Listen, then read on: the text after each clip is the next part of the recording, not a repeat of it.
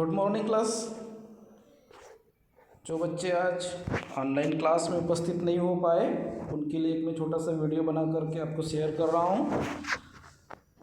आप ज़रूर वीडियो को देखें, उसे समझें और समझने के पश्चात किताब निकाल करके उसको फिर से हल करने का प्रयास करें। और कोई समस्या हो तो मुझे कमेंट्स बॉक्स पर भी आप बता सकते हैं। आज का टॉपिक है हमारा प्रतिलोम विचरण। प्रतिलोम विचरण, इन्वर्स वेरिएशन जिसको हम कहते हैं, इन्वर्स वेरिएशन। प्रतिलोम विचरण में इन्वर्स वेरिएशन की अगर हम बात करें तो जैसे कि x और y जो है प्रतिलोम विचरण में है, ऐसा हम उसे लिखते हैं। उसे में जो है x और जो y वह स्थिर पद होते हैं और उसमें हम k जो है उसे स्थिर पद में k मानकर उसका हम उदाहरणों को हल करते हैं। इसी को हम x अल्फा 1/y इस स्वरूप में उसे दर्शाते हैं। अर्थात उसी ही हम x बराबर k/y इस स्वरूप में भी लिखा जाता है और उस स्वरूप में अर्थात उस समीकरण के स्वरूप में उसे लिखा जाता है, जिसमें जो आपका जो k है ये k आपका अचरांक होता है, अचरांक कहलाता है, k आपका अचरांक कहलाता है। तो इसी आधार पर चलिए हम देखते हैं इस सारणी को हम उदाहरण हल किए हैं, उन उदाहरणों को कैसे हल किया जा सकता है। और उदाहरण दिया गया आपके सामने a तथा b। देखिए a तथा b एक प्रतिलोम विचरण है, तो यहाँ पर आपको इसी आधार पर आपको इस सारणी को कंप्लीट करना है, पूरी करना है। a और b में a का मान 6 है और b का मान 20 है। अर्थात इसे हम किस तरह से हल करेंगे, देखिए जैसे कि आपके सामने a अल्फ़ा 1/b हो, अर्थात क्या हो गया, अर्थात आपको यहाँ पर k बराबर a गुणिले b का मान निकालना है। तो जैसे कि आपको पता है कि a बराबर कितना दिया गया है, देखिए a बराबर 6 दिया गया है और b का मान दिया गया है 20। तो 6 गुणिले 20 हो गया आपका 120। तो ये आपका विचरांक निकल गया, विचरण का अचरांक 120 निकल गया। उसी आधार पर हम आगे देखते हैं। उसी आधार पर देखिए a का मान 20 है, a का मान 12 है। तो a गुणिले b बराबर a का मान 12, तो a का मान 12 आ गया, 120 हो गया। तो इस तरह से आपको हल करना है उसे। तो a का मान है b 12, b का आपको नहीं पता है इसीलिए b बराबर 120। अब b अर्थात आपको पता है कि 120/10 पक्षांतर करने पर 10 एकम 10 और यहाँ 12 होना 12 आ गया है ना। तो 12 एकम 12, तो एक आपका उत्तर आ गया 10। तो इस तरह से आपको ये हल करने हैं। जैसे कि एक उदाहरण के लिए और मान के चलिए, जैसे कि यहाँ पर देखिए ये वाला जो है, अगर a बराबर 15 हो तो a गुणिले b बराबर 120। क्यों 120? क्योंकि हमने पहले यहाँ देखा a और b का गुणा कितना आया है, 120 आया है, इसीलिए।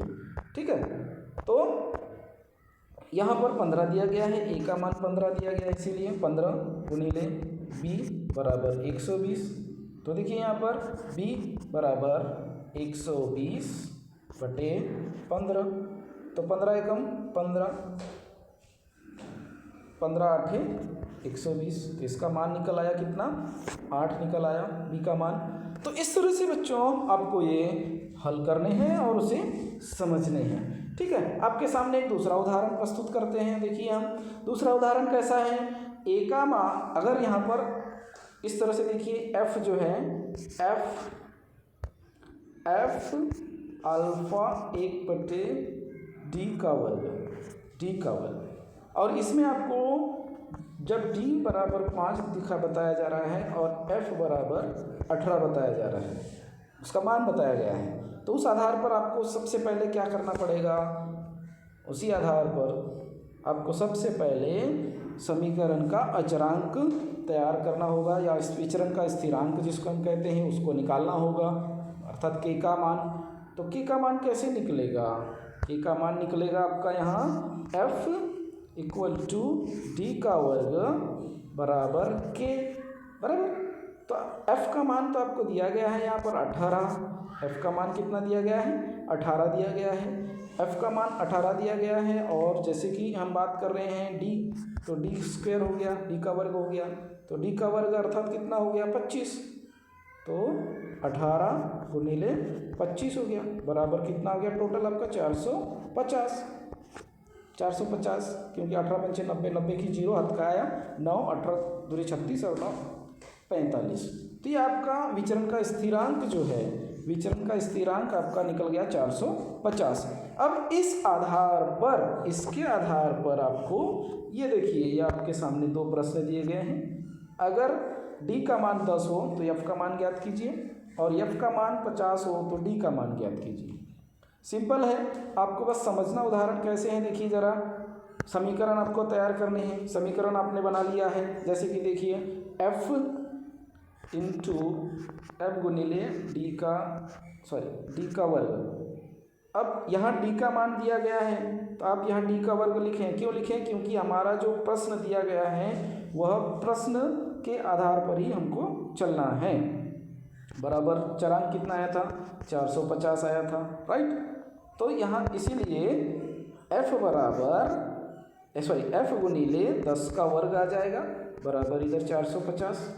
अब इसीलिए क्या हो गया? f बराबर 10 का वर्ग हो गया आपका 100, बराबर 450। इसीलिए f बराबर 450 बटे 100 हो गया। अब यहाँ देखिए, अगर अब आप इसको गुणा, इसको भाग देंगे 100 से, तो 1 0 कट 1 0 कट, 10 चौक 40 नहीं जाता, इसलिए दशमलव, फिर 5 के आगे 0, 10 5 50। तो ये आपका उत्तर आया 4.5। किसका मान आया? f का मान आया, f का मान आया 4.5। ठीक उसी तरह आपको देखिए दूसरा उदाहरण भी समझना है। दूसरा उदाहरण क्या है? f बराबर 50 दिया गया है और d बराबर कितना है ना, तो सेम उसी तरह आपको इस तरह से f गुणिले d का वर्ग बराबर 450 इस तरह से आपको रखना है। फिर f का मान जितना है 50 वो आपको रखना है, गुणिले d का वर्ग है, देखिए d का वर्ग भी आपने ले लिया तो 450। अब d का वर्ग आपने लिखा तो d का वर्ग बराबर 9, तो d बराबर 3 कैसे आया? यहाँ आपको थोड़ा कन्फ्यूज़न हो सकता है, इसलिए यहाँ देखिए, ध्यान दीजिए। d का वर्ग 9 क्यों आया? क्योंकि अगर हम d का मान निकालते हैं तो d सिंगल बच जाएगा और 9 जो है आपको ये वर्गमूल में चला जाएगा। d जो है वह किस में चला जाएगा? ये d जो है, d बराबर 9 जो है वो वर्गमूल में चला आएगा, और जब पता है आपको 9 का वर्गमूल कितना होता है, इसीलिए d बराबर जो है आपका 3 या ऋण 3 इस तरह से। क्यों? क्योंकि 3 3 9 होता है, बराबर। तो ऋण 3 क्यों आया? क्योंकि यहाँ पर d का वर्ग है, और जब वर्ग हम करते हैं तो चाहे दो ऋणात्मक संख्याएं का भी अगर हम गुणा करें तो भी वह संख्याएं आपस में ऋण गुणिले ऋण धन होता है, इसलिए 3 3 9। इसीलिए उत्तर जो होगा वह धनात्मक भी हो सकता है और ऋणात्मक भी हो सकता है। तो बच्चों, इस तरह से आपको यह सारे उदाहरणों को हल समझना है, और 7.2 जो प्रश्न संग्रह के उदाहरण हैं उनको इसी आधार पर आपको हल करने हैं। अगर इसमें से आपको कोई परेशानी होती है तो आप मुझे ज़रूर कमेंट्स बॉक्स पर लिखिए और बताइए। आशा करता हूँ आपको ये वीडियो समझ में आया होगा, और ज़्यादा से ज़्यादा चैनल को सब्सक्राइब करिए, बेल आइकन दबाइए ताकि ऐसे वीडियो आपको तुरंत मिल सके। धन्यवाद।